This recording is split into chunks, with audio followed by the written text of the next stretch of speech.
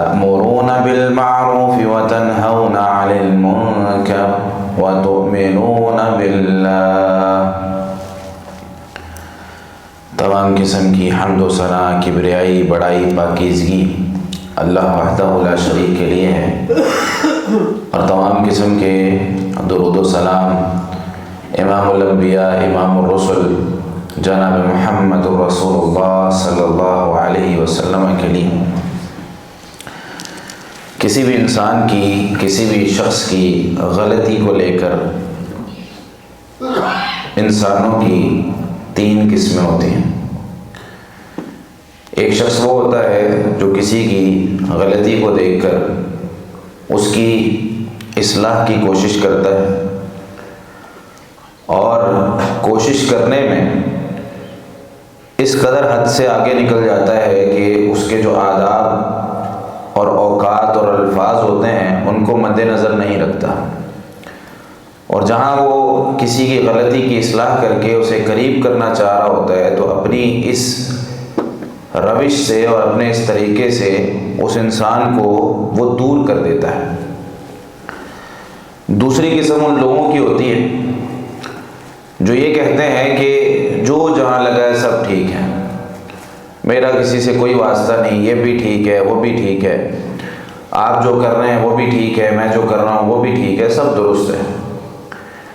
تیسری قسم وہ میانہ روی اور درمیانی ایک قسم ہے جس میں حکمت عملی کے ساتھ لوگوں کی غلطیوں کی اصلاح کی جاتی۔ جہاں کہیں کچھ انسان اکٹھے رہتے ہیں وہاں آپس میں اختلاف ہو جانا یہ فطری عمل ہے، یعنی دو لوگ اگر آپس میں ایک ہی جگہ پر رہتے ہیں تو دونوں کی 100% ساری باتیں اور ساری ہی سوچ ایک دوسرے کے ساتھ متفق ہو جائے، ایسا ناممکن ہوتا ہے۔ میں کچھ اور چاہ رہا ہوتا ہوں، میرے والد صاحب کچھ اور چاہ رہے ہوتے ہیں، میں کچھ اور چاہ رہا ہوتا ہوں، میری بیوی کچھ اور چاہ رہی ہوتی ہے، میں کچھ اور چاہ رہا ہوتا ہوں، میرا شاگرد کچھ اور چاہ رہا ہوتا ہے، میں کچھ اور چاہ رہا ہوتا ہوں، اور میرے معاشرے میں رہنے والا، میرے ساتھ کام کرنے والا شخص کچھ اور چاہ رہا ہوتا ہے۔ تو ایک ہی چیز کو لے کر آراء مختلف ہوتی ہیں، ایک ہی چیز کو لے کر سوچ مختلف ہوتی ہیں، لیکن ان سوچ کے مختلف ہونے کے وقت کیسے ہم ایک دوسرے کے ساتھ رہیں اور کیسے ہم ایک دوسرے کو قبول کرنے کے ساتھ آگے نکلیں۔ تو تین قسم کے جو لوگ میں نے آپ کے سامنے بیان کیے ہیں، ایک وہ جو کہتا ہے کہ جو جہاں لگا سب ٹھیک ہے، سب سے پہلے میں اس کو مخاطب کروں گا یا ایسے شخص کو مخاطب کروں گا جس کی یہ سوچ ہے۔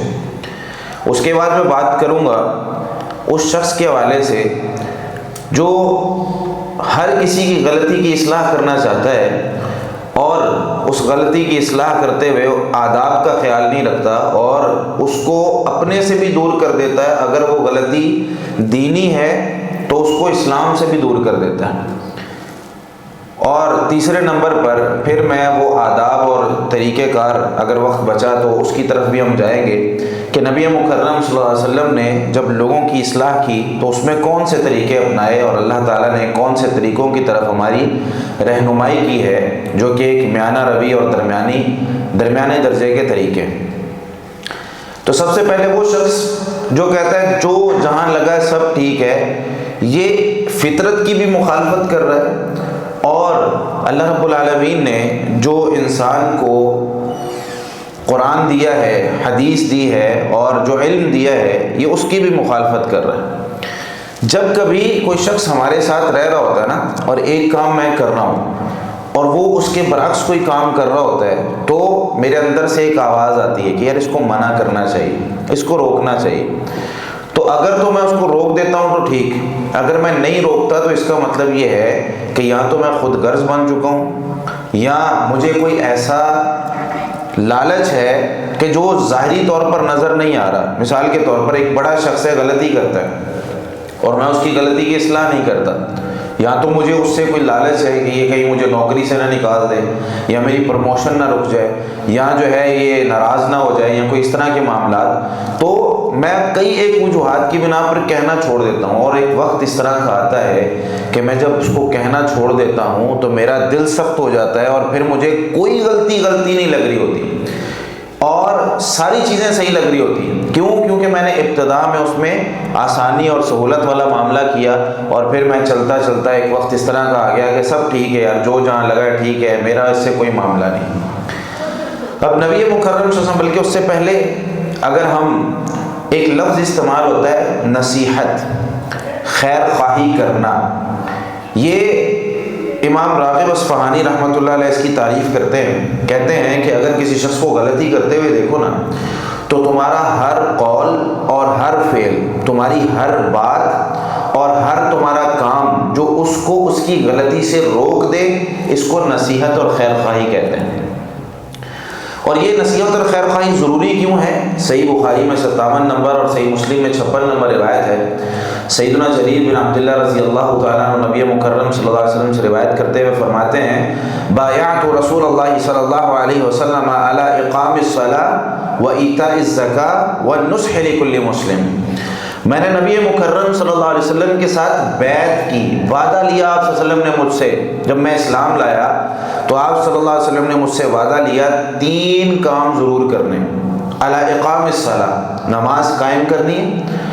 و ایتاء الزکاۃ، اور زکوٰۃ ادا کرنی ہے، والنصح لکل مسلم، اور ہر مسلمان کو نصیحت کرنی ہے، اس کی خیر خواہی چاہنی ہے، جو بات جو کام اس کے لیے بہتر ہے وہ اس کو بتانا ہے کہ یار ایسا نہیں، ایسے کر لو، یہ تمہارے لیے بہتر ہے۔ اگر وہ غلطی کر رہا ہے تو اس غلطی کی اصلاح ضروری ہے، لیکن حکمت عملی کے ساتھ۔ اور ایک دوسری روایت میں صحیح مسلم میں 55 نمبر روایت ہے، جس میں سیدنا تمیم داری رضی اللہ تعالیٰ عنہ نبی کریم صلی اللہ علیہ وسلم سے روایت کرتے ہوئے فرماتے ہیں کہ آپ صلی اللہ علیہ وسلم نے ارشاد فرمایا، الدین النصیحہ،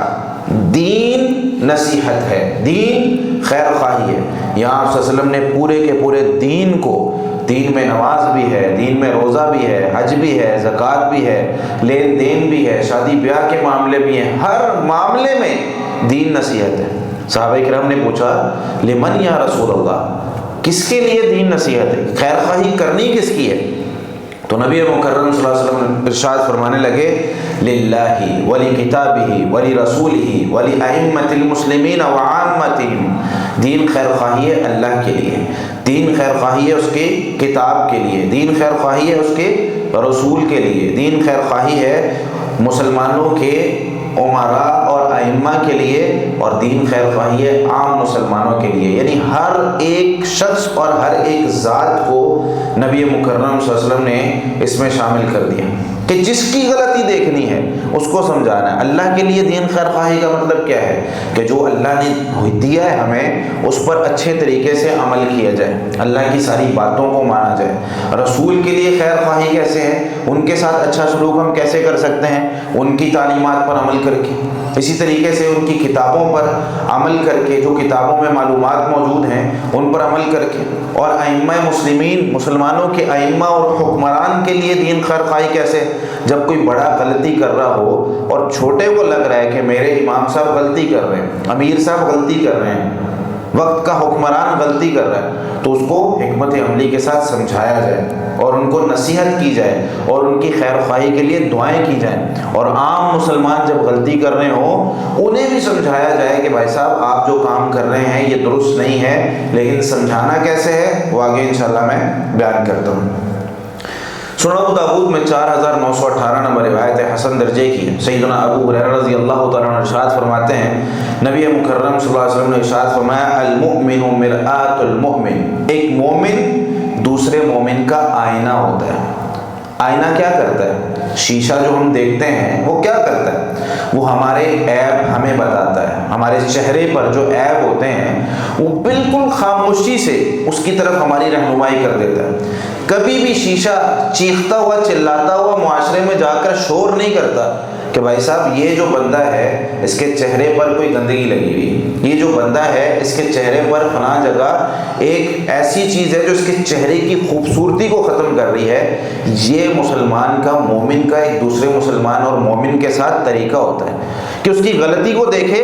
سب سے پہلے کوشش کرے کہ یار اس کو سمجھانے کے لیے میں ایسا طریقہ اپناؤں جس میں اس کی عزت خراب نہ ہو، جس میں اس کا مقام و مرتبہ نہ ٹوٹے، اس کو علیحدگی میں سمجھایا جائے۔ اور ابن حزم رحمۃ اللہ علیہ فرماتے نا کہ اگر کسی کی غلطی دیکھو نا تو اشاروں سے بات کرو، اس کے سامنے اشارے کنائے میں اس غلطی کا تذکرہ کر دو، سمجھدار ہوگا تو اسے ویسی سمجھ آ جائے گی، اگر نہیں سمجھ آتی تو پھر اسے علیحدگی میں کہیں لے جا کر یہ بات سمجھاؤ کہ بھائی جان آپ فلاں غلطی کر رہے تھے، یہ غلطی اگر آپ اس کی اصلاح کر لیں تو یہ آپ کے لیے بہتر ہے۔ تو اس کی تفصیلی انشاءاللہ گفتگو آگے کرتے ہیں۔ اور نبی مکرم صلی اللہ علیہ وسلم نے ارشاد فرمایا، سنن ابو داود میں یہ جو روایت ہے اس میں اگلے الفاظ ہیں، والمؤمن اخو المؤمن، ایک مومن دوسرے مومن کا بھائی ہوتا ہے۔ جب یہ رشتہ سمجھ آ جائے نا، بھائی والا رشتہ، یعنی ایک مومن کو پتہ چل جائے کہ دوسرا مومن میرا بھائی ہے، تو اس پر ظلم نہیں کرتا، اس کے خلاف باتیں نہیں کرتا، اس کے خلاف پلاننگ نہیں ہوتی، پھر اس کے خلاف اس طرح کے ہتھ کنڈے اور حسد اور کینہ اور بغض، یہ ساری چیزیں ختم ہو جاتی ہیں، کیونکہ سگے بھائی سے تو انسان اس طرح کا رویہ نہیں نہ رکھتا۔ سگے بھائی سے تو انسان یہی چاہ رہا ہوتا ہے کہ میرا بھائی ہے آگے نکلے، میرا بھائی ہے اور پڑھ جائے، میرا بھائی ہے اس کو اور چیزیں مل جائیں۔ تو یہ نبی صلی اللہ علیہ وسلم نے جو رشتہ ایک مومن کا دوسرے مومن کے ساتھ ارشاد فرما دیا وہ یہ ہے۔ اور آپ صلی اللہ علیہ وسلم نے ارشاد فرمایا، یکف علیہ ضیعتہ، ایک مومن کی جائیداد کی دوسرا مومن اس کی موجودگی میں نگرانی کرتا ہے، وَيَحُوطُهُ مِنْ وَرَائِهِ، اور جب وہ غیر موجود ہوتا ہے، جب موجود نہیں ہوتا تو اس کی حفاظت کرتا ہے، اس کی چیزوں کی حفاظت کرتا ہے، اس کی چیزوں کو ضائع نہیں کر دیتا بلکہ اس کی غیر موجودگی میں حفاظت کرتا ہے۔ اب بات کرتے ہیں اس شخص کے حوالے سے جو شخص یہ کہتا ہے کہ یار جو جہاں لگا ہے سب ٹھیک ہے۔ اس شخص کو میں صرف 5 پوائنٹس میں یہ بات سمجھانا چاہتا ہوں کہ بھائی دوسرے شخص کو غلطی میں دیکھتے ہوئے اس کی خیر خواہی کرنا، اس کو صحیح کام کی طرف لگانا، یہ کتنا اہم اور کتنا ضروری ہے، اس کی اہمیت کیا ہے۔ سب سے پہلی بات یہ یاد رکھیں کہ نبی مکرم صلی اللہ علیہ وسلم نے ابھی جو بات ارشاد فرمائی، الدین النصیحہ، دین پورا کا پورا خیر خواہی ہے۔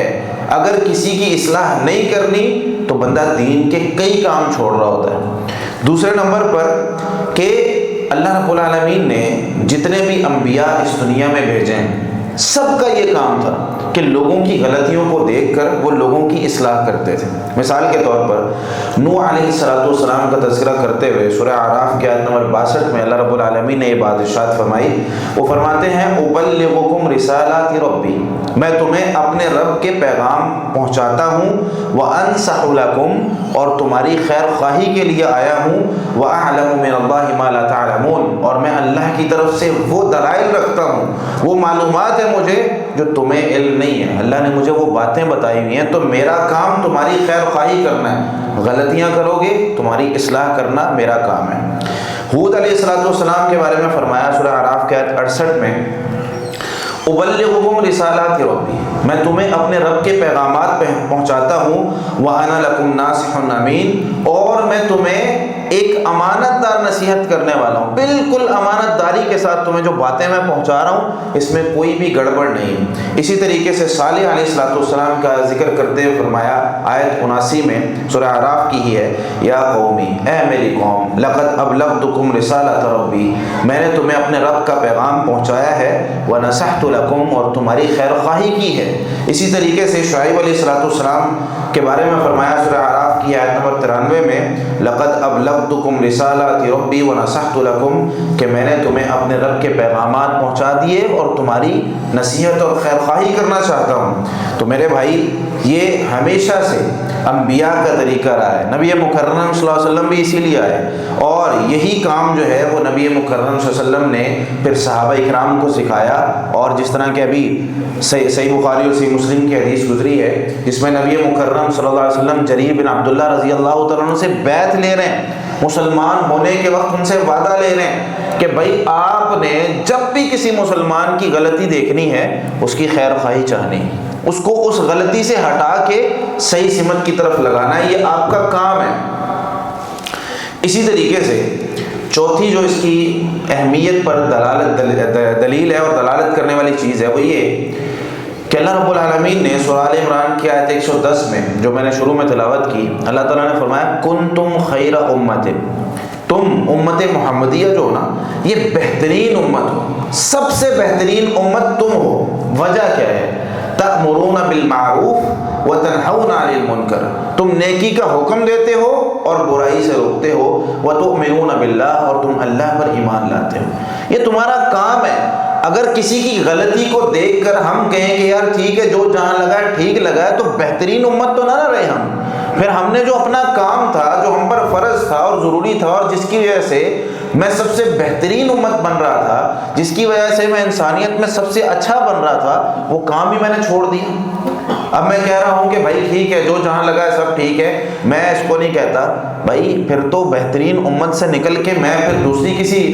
جو ہے وہ کیٹیگری میں چلا جاتا ہوں۔ تو کنتم خیر امت، بہترین امت تم کیوں ہو؟ تأمرون بالمعروف وتنہون عن المنکر، تم نیکی کا حکم دیتے ہو اور برائی سے روکتے ہو۔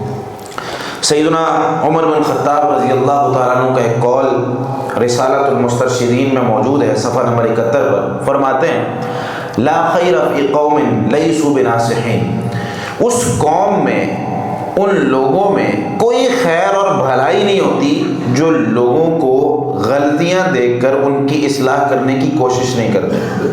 ولا خیر فی قوم لا يحبون الناصحین، اور اس قوم اور ان لوگوں میں بھی کوئی خیر و بھلائی نہیں ہوتی جو نصیحت کرنے والے لوگوں کو، جو غلطی کی اصلاح کرنے والے لوگوں کو پسند نہیں کرتے۔ یہ دوسری کیٹیگری بھی انشاءاللہ اس پر بھی اگر وقت بچا تو ہم بات کریں گے کہ دوسری کیٹیگری کے لوگ بھی بہت زیادہ ہیں۔ مثال کے طور پر اگر کوئی شخص کسی کو دیکھتا ہے کہ بھائی یہ غلطی کر رہا ہے، اس کی اصلاح کی کوشش کرتا ہے، بھائی جھوٹ نہ بولو، بھائی چوری نہ کرو،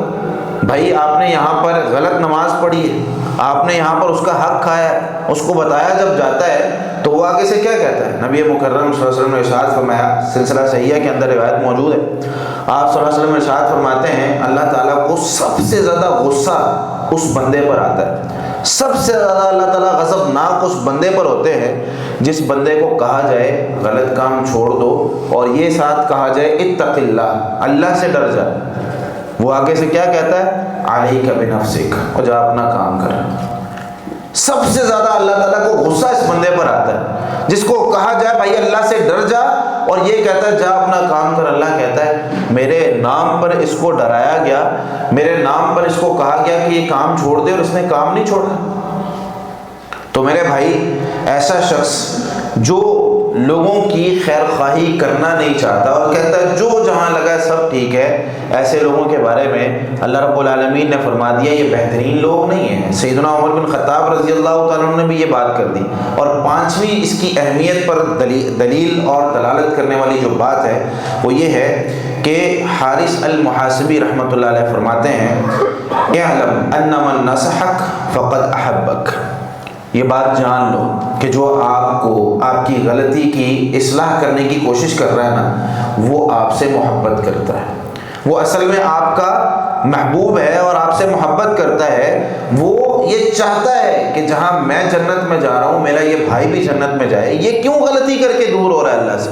یہ کیوں خطا کر کے اللہ تعالیٰ سے دور ہو رہا ہے، تو اس کی ایک کوشش ہوتی ہے۔ تو میرے بھائی پتہ یہ چلا کہ جو تین قسمیں میں نے شروع میں بیان کی لوگوں کی، اس میں سے پہلی قسم کہ وہ شخص جو یہ کہتا ہے کہ لوگ جو ہیں وہ جہاں لگے ہوئے سب ٹھیک ہیں، یہ بات درست نہیں ہے،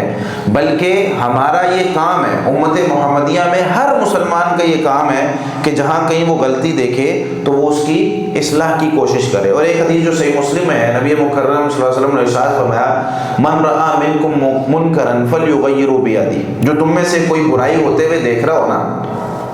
تو اگر اس کو ممکن ہے ہاتھ سے روک سکتا ہے تو اس کو ہاتھ سے روکے۔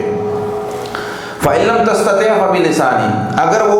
اگر تو استطاعت نہیں رکھتا، یا فَإِن لَمْ يَسْتَطِعْ فَبِلِسَانِهِ، اگر وہ استطاعت نہیں رکھتا تو زبان سے کہہ کر وہ اس کو روکنے کی کوشش کرے۔ فَإِن لَمْ يَسْتَطِعْ فَبِقَلْبِهِ، اگر اس کی بھی استطاعت نہیں رکھتا، ایمان کا بالکل نچلا درجہ ہے، تو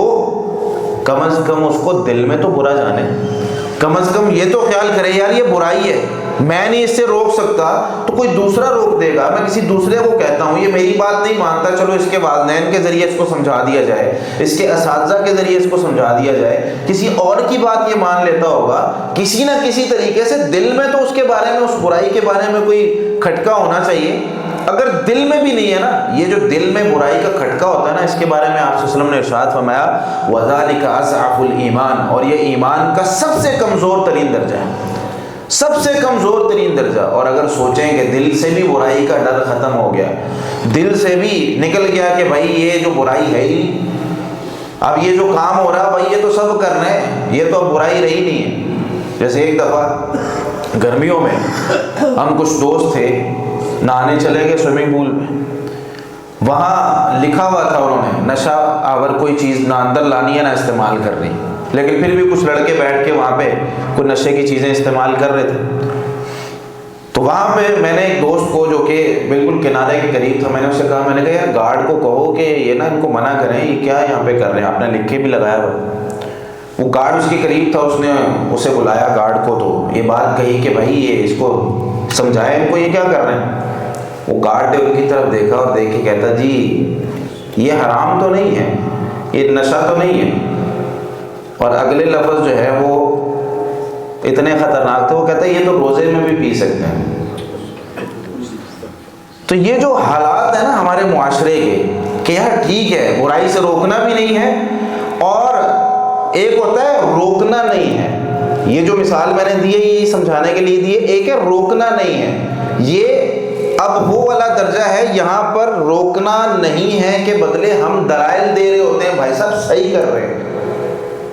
ایک ہے دل میں برائی کی کوئی کھٹک ہونی چاہیے کہ بھائی یہ غلط کر رہے ہیں، لیکن اب کیفیت یہ پیدا ہو چکی ہے کہ ہم دلیل تراشنے لگ جاتے ہیں کہ بھائی صاحب وہ صحیح کر رہے ہیں۔ تو یہ جو کیفیت ہے نا وَذَلِكَ أَضْعَفُ الْإِيمَانِ، یہ ایمان کے کمزور ترین درجے سے نکل جاتی ہے۔ تو میرے بھائی پہلا وہ شخص جو یہ کہتا ہے کہ سب ٹھیک ہے، اللہ تعالیٰ اس بندے کو پسند نہیں کرتے، جیسے کہ ابھی دلائل سے میں نے آپ کے سامنے واضح کیا۔ دوسرا وہ شخص ہوتا ہے جو ہر غلطی کی اصلاح کرنے کی کوشش کرتا ہے، کیونکہ فطری ہے نا، انسان کے اندر سے آواز آتی ہے جب بھی کسی کو دیکھتا ہے اپنے خلاف کام کرتے ہوئے۔ مثال کے طور پر میں پہلی صف کا نمازی ہوں، تو ایک وہ شخص ہے جو آخری صف میں نماز پڑھتا ہے، میں نا اس کو اندر سے کہیں نہ کہیں اچھا نہیں سمجھ رہا ہوتا، حالانکہ وہ بھی نمازی ہے، آخری صف کا نمازی بھی نمازی ہے۔ شلوار اگر نصف پلی تک رکھی جائے تو وہ بھی ایمان ہے، اور اگر ٹخنے سے اوپر رکھی جائے وہ بھی ایمان ہے۔ ہاں ایک شخص متقی زیادہ ہے، ایمان میں اس کا لیول تھوڑا اوپر ہے، تو اس طریقے سے تو بات ہو سکتی ہے، لیکن میں اس کو گرا دیتا ہوں نیچے، اور فتویٰ لگاتے ہوئے اس کو سمجھاتے ہوئے کئی دفعہ اس طرح کی چیزیں ہوتی ہیں کہ میں سمجھاتے ہوئے اس کو دیکھ نہیں رہا ہوتا کہ کیا یہ جائز کے درجے میں ہے، کیا یہ بالکل اسلام کا بالکل آخری کام ہے جو میں اس کو سب سے اوپر لے جا کے اس کو سمجھا رہا ہوتا ہوں۔ طریقہ کار کئی دفعہ کیا ہوتا ہے میرا، مثال کے طور پر ایک شخص نے تہجد کی فضیلت پر ایک حدیث پڑھ لی، اور بڑی فضیلت ہے جی، تہجد جو ہے وہ انبیاء پڑھتے تھے، تہجد جو ہے یہ بیماریوں سے شفا ہے، تہجد جو ہے یہ اس میں اللہ رب العالمین آسمان دنیا پر آتے ہیں، بہت ساری احادیث ہیں۔ اچھا تہجد کی فضیلت پہ اب حدیث پڑھ لی، اب ایک شخص نیا مسلمان ہوتا ہے، اب نیا مسلمان جو شخص ہے اس کو کیا بتانا چاہیے؟ پہلے تہجد بتانی چاہیے جو کہ رات کو جاگنے کا عمل ہے جس میں مشقت بہت زیادہ ہے، یا اس کو دن کی نمازیں پہلے بتانی چاہیے اور فرائض بتانے چاہیے؟ یہ جو ترتیب ہے نا، یہ ترتیب ہمیں یاد نہیں رہتی، اس پہ انشاءاللہ اگر وقت بچا تو بات کریں گے۔ یہ ایک لمبا موضوع ہے، اگر اس کو ہم 10 جمعوں تک بھی لے کر چلیں نا تو ہر ایک اس کے جو آداب ہیں جس کو ہم کہتے ہیں ایٹیکیٹس آف ایڈوائس، نصیحت کے آداب، کہ کسی کی غلطی کی اصلاح کرنی ہے تو کرنی کیسے، اس کو سمجھانا کیسے، یہ پورا ایک ٹاپک ہے جس کو ہم تفصیل سے بیان کر سکتے ہیں۔ اس میں الفاظ کا چناؤ، اس میں حکمت عملی، اس میں جگہ کا جو ہے نا وہ مناسب ہونا، اور اس میں چھوٹے کا بڑے سے بات کرنا، بڑے کا چھوٹے سے بات کرنا، یہ ساری چیزیں اس میں آتی ہیں۔ تو میں ایسا شخص جو لوگوں کی غلطی کی اصلاح کرنا چاہتا ہے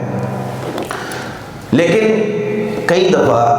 اپنے طریقے سے لوگوں کو دور کر دیتا ہے، اسلام سے دور کر دیتا ہے یا اپنے آپ سے دور کر دیتا ہے۔ ایسے شخص کے حوالے سے جو ہمارے پاس وقت ہے اس میں ایک دو باتیں میں بیان کرتا ہوں۔ سب سے پہلی چیز، ایک شخص جو کہ صحیح ہے اور دوسرے کی اصلاح کرنا چاہتا ہے، اس میں سب سے پہلی جو خوبی ہونی چاہیے وہ یہ ہے کہ اس میں اخلاص ہو۔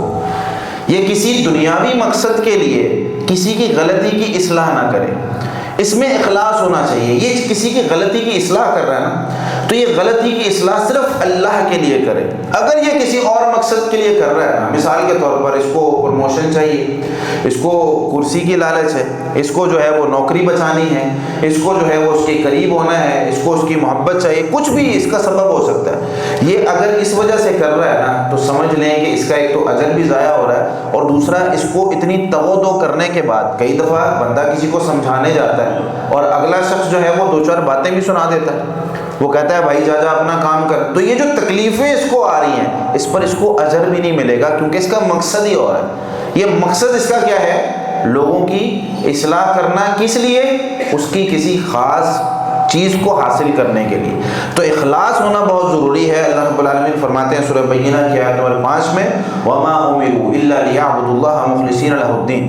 انہیں حکم کس بات کا دیا گیا ہے؟ صرف اس بات کا کہ اللہ کی عبادت خالصتاً اس کے رضا حاصل کرنے کے لیے کی جائے، کوئی اور مقصد نہ ہو۔ دوسری خوبی جو ایک اس بندے میں ہونی چاہیے جو لوگوں کی اصلاح کرتا ہے، وہ یہ ہے کہ جس کی ہم اصلاح کرنا چاہتے ہیں نا، جس کو ہم اچھائی کی طرف لانا چاہتے ہیں، اس سے ہمیں محبت ہونی چاہیے۔ پہلے محبت پیدا کریں، اس کے بعد غلطی کی اصلاح کریں۔ یہ ہر وقت نہیں ضروری ہوتا، لیکن 80% سے 90% تک آپ اس کو لگا لیں۔ 10% ایسے مواقع ہوتے ہیں جس پر کسی کو نہ جانتے ہوئے بھی ہمیں سمجھانا پڑتا ہے کہ غلطی ایسی ہوتی ہے جو بہت سنگین ہوتی ہے، یا موقع ایسا ہوتا ہے کہ دوبارہ آنا ہی نہیں ہے وہ موقع، کہ یہاں اس کو سمجھانا ہی سمجھانا ہے، تو یہ 10% آپ اس کو لگا لیں۔ 90% ہم نے آس پاس کے اپنے قریبی لوگوں کو سمجھانا ہوتا ہے۔ 90% ایسے ہی مواقع ہوتے ہیں جس میں ہم نے اپنے ساتھ کام کرنے والے کو، اپنے بیوی بچوں کو، اپنے معاشرے کے فرد کو، اپنی مسجد کے نمازی کو، یا کسی ایسے شخص کو سمجھانا ہوتا ہے جو میرے ساتھ ہے۔ اب اگر محبت نہیں ہے نا اس کے ساتھ، تو کیا ہوگا؟ میں جب سمجھا رہا ہوں گا نا اس کو، تو سمجھاتے سمجھاتے میرے الفاظ وہ نصیحت کے بجائے تنقید میں بدل جائیں گے۔ جب میں اسے سمجھا رہا ہوں گا، جب کسی سے محبت ہوتی ہے، آپ نے دیکھا اس کی غلطیاں بھی اچھی لگ رہی ہوتی ہیں، اس کی جو کوئی کوتاہیاں ہوتی ہیں نا، وہ بھی کئی بار اچھی، چلو کوئی بات نہیں، اگنور کیا۔ اور جس کے ساتھ نفرت ہو جاتی ہے، وہ ہلکا سا پینسل آپ کی اٹھا کے کسی جگہ سے اس طرف رکھ دینا، تو کیا ہوتا ہے؟ آپ کو یہاں پینسل رکھنے کا کس نے کہا تھا؟ یاری کوئی بڑی بات تو نہیں تھی، لیکن کیونکہ نفرت ہے، اور شیطان یہاں پر اس چھوٹی سی نفرت کو اٹھا کر بڑی نفرت بنانے کی کوشش میں ہے، ایک چھوٹی سی چیز سے بڑی چیز کی طرف وہ لے جاتا ہے۔ تو اگر محبت نہیں ہے تو ہمارے الفاظ، اور ایک مرتبہ سمجھائیں گے نا، آگے سے اس کا ریئیکشن، کیونکہ کئی دفعہ اس طرح ہوتا ہے، بلکہ آپ 60% سے زیادہ اس کو لگا لیں کہ ہم جس کو سمجھا رہے ہوتے ہیں نا، وہ ہمیں پسند نہیں کر رہا ہوتا۔ ایک چھوٹی سی مثال دے کے بات کو ختم کرتا ہوں۔ نبی مکرم صلی اللہ علیہ وسلم صالح، نیک تھے، اور آپ صلی اللہ علیہ وسلم نے ہمیشہ اپنے کام سے کام رکھا۔ 40 سال تک آپ صلی اللہ علیہ وسلم عبادت کرتے رہے، اللہ اللہ کرتے رہے، اور 40 سال بعد جب نبوت ملی نا، تو آپ صلی اللہ علیہ وسلم کی ذمہ داری اللہ تعالیٰ نے لگائی کہ آپ نے اب لوگوں کی اصلاح کرنی، مصلح بننا، اصلاح کرنے والا۔ تو نبی مکرم صلی اللہ علیہ وسلم جب لوگوں کی اصلاح کرنے کے لیے پہلی بار 40 سال، ابھی یہی لوگ ہیں جو سامنے کھڑے ہوئے ہیں، یہ کہتے تھے آپ صادق اور امین ہیں، سچے سب سے زیادہ، امانت دار سب سے زیادہ۔ اور نبی مکرم صلی اللہ علیہ وسلم نے جب ایک بات کی، ان کی اصلاح کی، ان کی غلطی کی اصلاح کی بات کی، اب اپنے ہی کہنے لگے لہٰذا جماعتنا، کیا اس لیے آپ نے ہمیں یہاں جمع کیا؟ کیا اس لیے آپ نے یہاں ہمیں اکٹھا کیا؟ آپ کے ہاتھ ٹوٹ جائیں نعوذ باللہ، یہ بد دعائیں دینے لگے نبی صلی اللہ علیہ وسلم کو۔ تو اللہ تعالیٰ نے قرآن کی آیات نازل کی، تبت یدا ابی لہب وتب، ابو لہب کے ہاتھ خاک آلود ہوں اور تباہ و برباد ہو جائے۔ تو یہ فرق ہے کہ ایک بندہ اپنے کام سے کام رکھ رہا ہے نا، لوگ بڑا پسند کر رہے ہیں، صادق اور امین کے القابات بھی دے رہے ہیں اور بڑی بڑی عزتیں کر رہے ہیں، لیکن ابھی ایک لمحہ بعد جب میں نے کسی کی غلطی کی اصلاح کرنے کی کوشش کی، وہی شخص جو مجھ سے محبت کر رہا تھا وہی شخص مجھ سے نفرت کرنے لگتا ہے۔ یہ انسانی جو فطرت ہے، اگر یہ ہم سمجھ جائیں کہ بھائی یہ بندہ جو میری اصلاح کر رہا ہے، میری غلطی کی مجھے سمجھانے کی کوشش کر رہا ہے، یہ کون ہے؟ یہ وہ ہے جو مجھ سے محبت کرتا ہے، یہ وہ ہے جو میرے لیے چاہتا ہے کہ یار یہ بندہ بھی میرے ساتھ جنت میں جائے، میں اکیلا، یہ بندہ انبیاء علیہ الصلوۃ والسلام کا کام کر رہا ہے، یہ بندہ اس کو مجھ سے محبت ہے۔ یہ چیزیں اگر سمجھ میں آ جائیں تو بہت سارے معاملات حل ہو جاتے ہیں۔ یہ صرف 2 چیزیں بھی میں نے بیان کی ہیں، ابھی 14 پوائنٹس اس کے باقی ہیں، لیکن ہمارا وقت ختم ہو گیا اور بہت سے بھائی یہ افسوس کے ساتھ کہنا پڑتا ہے کہ موضوع اس وقت کی بہت بڑی ضرورت بھی ہے، اور ہر شخص جو ہے وہ نفسا نفسی کا عالم ہے، ہر بندہ اپنے کام میں مگن ہے، غلطیاں دیکھ بھی رہے ہوتے ہیں لیکن اصلاح کرنے کی کوشش نہیں کرتے، یا کوشش کرتے بھی ہیں تو اس کو دور کر دیتے ہیں، وہ طریقہ کار ہمیں پتہ نہیں۔ تو نبی مکرم صلی اللہ علیہ وسلم نے، اسلام نے مکمل اس کی تفصیل بتائی ہے، لیکن میرے بھائی ہم لوگ وقت نہیں نکالتے۔ کوشش کیا کریں یہ جمعے کا جو وقت ہے 1:30 بجے جو رکھا گیا ہے وہ آپ لوگوں کی سہولت کے لیے، اگر آپ لوگ لیٹ آنا چاہتے ہیں تو سب بھائی جو ہے مشورہ کر کے بتا دیں، تھوڑا لیٹ کر لیتے ہیں اس کو، مطلب انتظامیہ سے بات کر کے اس کو کہتے ہیں بھائی لوگ مصروف ہیں، اس کو تھوڑا لیٹ کر لیتے ہیں۔ تو کوشش کیا کریں وقت پر آئیں، آدھا گھنٹہ تو کم از کم نکالیں نا، 50 منٹ میں خطبہ شروع ہوتا ہے، 1:30 بجے جو ہے وہ جماعت کھڑی ہو جاتی ہے۔ تو اسی وجہ سے خطیب صاحب بھی اکثر انہیں کہا جاتا ہے خطیب صاحب کو کہ بھائی ٹائم پہ ختم کریں، تو کہتے ہیں جی ابھی موضوع نہیں ختم ہوا، لوگ لیٹ آئے ہیں، سمجھا نہیں پائے ابھی بات کو۔ تو ابھی بہت ساری چیزیں ایسی ہیں جو شروع میں ہم نے بات کی اور دلائل سارے شروع میں بیان کیے، قرآن کی کتنی آیات پڑھی گئی، کتنی احادیث پڑھی گئی، لیکن وہ ہم سن نہیں پائے۔ تو میرے بھائی کوشش یہ کریں، اسلام نے نصیحت ہفتے بعد ہم پر فرض کی ہے، یہ نصیحت سننا ضروری ہے، اور علماء کرام نے تو یہ لکھا ہے کہ ظہر کی نماز کے 4 فرض تھے، اللہ تعالیٰ نے 2 کر دیے، وہ 2 فرض جو کم کیے ہیں نا ان کی جگہ خطبہ فرض کیا، تو خطبہ اور 2 فرض جو ادا کرتے ہیں یہ مل کر ظہر کی نماز کا اجر بنتا ہے۔ تو اگر ہم خطبہ نہ سنیں اور صرف 2 فرض پڑھ لیں تو ہماری سمجھ لیں کہ آدھی نماز ایک قسم کی رہ جاتی ہے۔ تو اللہ رب العالمین ہمیں توفیق عطا فرمائے اور ہمارے وقت میں برکت عطا فرمائے، اور ہمیں نصیحت لینے والا، اسے قبول کرنے والا، اور اپنے معاشرے کی، سب سے پہلے اپنی اور اپنے معاشرے کی اصلاح کے لیے کوشش کرنے کی توفیق عطا فرمائے۔ جزاکم اللہ خیرا۔